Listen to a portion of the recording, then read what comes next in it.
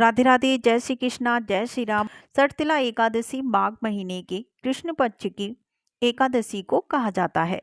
इस दिन भक्त 6 तरीकों से तिल का उपयोग करके भगवान विष्णु की पूजा अर्चना करते हैं। सटतिला का अर्थ ही है 6 तिल, इसलिए इस एकादशी का नाम सटतिला एकादशी पड़ा। साथियों, अब जानते हैं कि सटतिला एकादशी किस तारीख को रहने वाली है। सटतिला एकादशी 2025 जो रहने वाली है वो है 25 जनवरी को। दिन रहेगा शनिवार। अब बात करेंगे कि एकादशी प्रारंभ कौन से समय रहेगी। ये हमको जो व्रत धारण करना है वो करना है 25 जनवरी को, यानी कि 25 जनवरी को सटतिला एकादशी है। तो जो एकादशी प्रारंभ होगी वो होगी 24 जनवरी को। तो 24 जनवरी को जो प्रारंभ होगी वो होगी शाम को 7:25 से। और जो 25 जनवरी को एकादशी रहने वाली है वो रहेगी रात्रि के 8:31 तक। यानी कि 24 जनवरी को एकादशी शुरू हो जाएगी, सटतिला एकादशी 7:25 से, रात्रि के 7:25 से। और जो 25 जनवरी को सटतिला एकादशी समाप्त होगी वो भी होगी रात्रि में 8:31 पर। ठीक है, तो आप सभी को मैं जैसे कि हर वीडियो में बताती हूँ कि हिंदू धर्म में जो शुभ तिथि मानी जाती है वो मानी जाती है उदया तिथि के अनुसार, यानी कि जब सूर्य भगवान उगते हैं उस टाइम पर जो तिथि लगी होती है या फिर चल रही होती है या फिर उसके बाद में जो लगती है उस तिथि को शुभ माना जाता है हिंदू धर्म में। ठीक है, जो पहले से तिथि लग जाती है दिन में, दिन से या रात से, तो उस दिन को व्रत धारण नहीं किया जाता है क्योंकि अधूरा रह जाता है। रात्रि से स्टार्ट होता है या फिर दोपहर से, वो समय वही शुभ माना जाता है जो सूर्य भगवान के उगने से शुरू हो रहा हो। तो हम 25 जनवरी को सटतिला एकादशी का व्रत धारण करेंगे। अब बात करते हैं कि 26 जनवरी को इसका पारण किस समय पर किया जाए जो शुभ समय हो। तो 26 जनवरी को इसका जो पारण समय रहने वाला है वो है 7:21 से 9:34 तक। यानी कि आप 26 जनवरी को जो इसको पारण करोगे, यानी कि अपने व्रत को जो खोलोगे, तो वो आप 7:21 से पहले नहीं खोल सकते हैं। इसका जो एग्जैक्ट टाइम है, यानी कि शुभ जो समय है वो है 7:21 से लेकर 9:34 के बीचों बीच में आपको इस व्रत को खोलना शुभ माना जाएगा।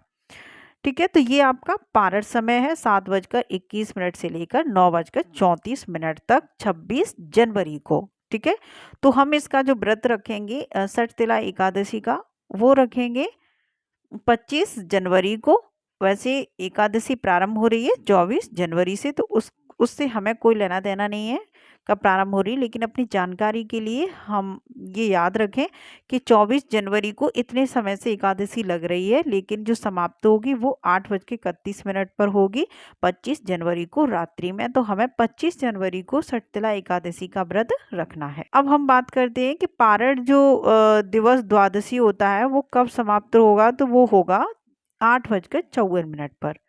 हम जब एकादशी का पारण करते हैं तो द्वादशी को करते हैं, तो जो द्वादशी तिथि समाप्त होगी वो रात्रि के 8:54 पर समाप्त होगी। साथियों, आप लोग जानते होंगे कि एकादशी के दिन किस देवता की पूजा की जाती है। तो जो हमारे परमपिता परमेश्वर हैं विष्णु भगवान, तो हम एकादशी के दिन विष्णु भगवान की पूजा करते हैं।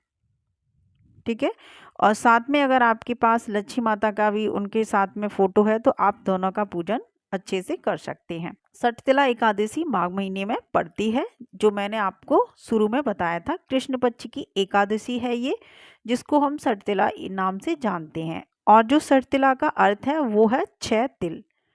सटतिला एकादशी यानी कि 11वें दिन को कहते हैं। हिंदू कैलेंडर के अनुसार बेहद शुभ दिन माना जाता है सटतिला एकादशी का। इस दिन दुनिया भर के भक्त सटतिला एकादशी व्रत रखते हैं और भगवान श्री हरि विष्णु को प्रभावित करने और उनका आशीर्वाद पाने के लिए उनकी पूजा अर्चना करते हैं। इस व्रत को पाप हरनी के नाम से भी जाना जाता है। जो ये व्रत है सटतिला, तो इसको पाप हरनी के नाम से भी जानते हैं। और मोटे तौर पे आपको बता दें कि ये जो एकादशी है उसका विधान है पापों को नष्ट करना। आपने जो भी जाने अनजान में जो भी पाप किए हैं तो उनका ये विनाश करती है एकादशी। और बताया जाता है कि फिर आपको एक मोक्ष का रास्ता मिलता है। जो व्यक्ति एकादशी व्रत रहता है वो कभी भी नरक में नहीं जाता, उसका मोक्ष हो जाता है, यानी कि वो बैकुंठ धाम जाता है, जहाँ पर श्री विष्णु जी का निवास है। उस धाम को वो जाता है, स्वर्ग कह लीजिए या फिर बैकुंठ धाम कह लीजिए। तो बैकुंठ प्राप्त होता है जो भी जैसे कि साल में 24 एकादशी पड़ती हैं। इस दिन एक विधान है कि आप मतलब तिल से 6 तरीकों से पूजा कर सकते हैं। ठीक है, वो अगली वीडियो में बताएंगे। साथियों, आप 25 तारीख को यानी कि 25 जनवरी को सुबह जल्दी उठें, ब्रह्म मुहूर्त में उठें। पूजा अपनी एक समय से की जाए तो उसका पूरा फल प्राप्त होता है। अगर आप बिना समय की पूजा पाठ करें तो फिर उसका फल भी आधा ही प्राप्त होता है। आप ब्रह्म मुहूर्त में उठिए और स्नान करके जैसे ही सूर्य भगवान निकलें तो उन्हें पहले जल अर्पण करें। उसके बाद में आप जहाँ पर पूजा पाठ करते हैं यानी कि आपके घर का जो मंदिर है वहाँ पर आप गंगा जल का छिड़काव कर लें।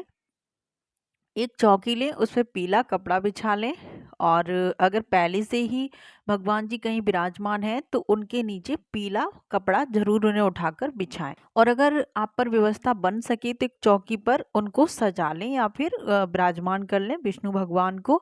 और साथ में अगर माँ लक्ष्मी का फोटो है तो भी उन दोनों लोगों की पूजा करें, दोनों भगवान की। मन से करें, साफ सफाई का विशेष ध्यान रखें। और जब भी हम एकादशी का व्रत रखें, कोई सी भी एकादशी हो, साल में 24 एकादशी पड़ती हैं और 12 महीने होते हैं तो एक महीने में 2 एकादशी पड़ती हैं, तो 24 एकादशी होती हैं टोटल। एक निर्जला एकादशी रहती है उसमें जून के माह में। तो ऐसी जानकारी आप सभी लोगों को होगी। तो आप जब भी यानी कि कोई सी भी बात कर रही थी कि कोई सी भी आप एकादशी का व्रत रहें तो उस दिन आप पीला वस्त्र पहने, ठीक है, तो जिससे कि विष्णु भगवान प्रसन्न होते हैं, उन्हें पीले वस्त्र बहुत पसंद है। और जो आप विष्णु भगवान को पुष्प अर्पित करें तो वो लाल रंग का अर्पित न करें। आप लक्ष्मी माँ को लाल रंग का पुष्प अर्पित कर सकते हैं, लेकिन ये जो पीला कनेर होता है या फिर किसी भी प्रकार का पीला पुष्प हो तो वो विष्णु भगवान को अर्पित करें तो बहुत अच्छा रहेगा, जिससे कि विष्णु भगवान प्रसन्न होंगे और आप पर कृपा करेंगे।